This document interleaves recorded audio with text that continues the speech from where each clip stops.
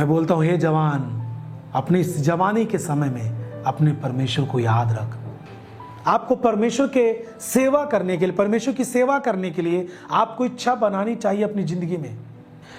मैंने आपको बोला कि परमेश्वर की सेवा यह नहीं कि सब कुछ छोड़ दें और पत्रिका लेके चल दें, पढ़ाई वढ़ाई छोड़ दें। यह काम नहीं है। परमेश्वर इस तरह नहीं कहता आपको करने के लिए। परमेश्वर की सेवा केवल यह नहीं है कि आप सब कुछ छोड़ दें, अपने माँ बाप को छोड़ के चले जाएं सेवा करने।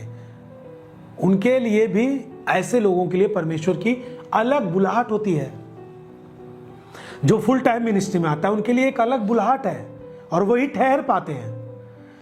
लेकिन हर एक के लिए इस तरह नहीं है कि सब कोई व्यक्ति सब पढ़ाई छोड़े और माँ बाप को छोड़े और एक सेवा के लिए निकल जाए।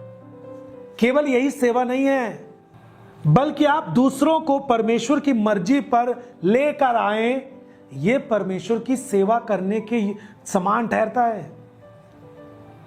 और परमेश्वर की सेवा यही तो है। परमेश्वर की इच्छा और परमेश्वर की सेवा मालूम है क्या है? परमेश्वर की सेवा है उसकी रूहों को बचाना, आत्माओं को बचाना। यह काम तो आप अपने कॉलेज में भी कर सकते हैं। यह काम तो अपने आप बिजनेस जहां पे आप कर रहे हैं वहां पे आप कर सकते हैं। परमेश्वर के लोगों को जो परमेश्वर से भटके हैं, जो लोग पाप में हैं, बीमारी में हैं, नशों में हैं, जो नष्ट होने वाले हैं, जवान लोग, उन लोगों को वापिस मोड़ करके सुसमाचार सुनाने के द्वारा परमेश्वर के राज में यदि आप ला रहे हैं तो आप परमेश्वर की सेवा कर रहे हैं।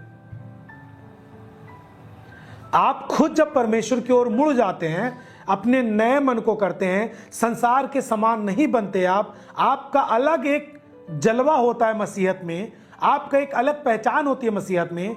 जब आप अपने जीवन को परमेश्वर के लिए इस तरह समर्पित कर देते हैं, तब आप परमेश्वर की सेवा कर रहे हैं और आत्मिक सेवा कर रहे हैं।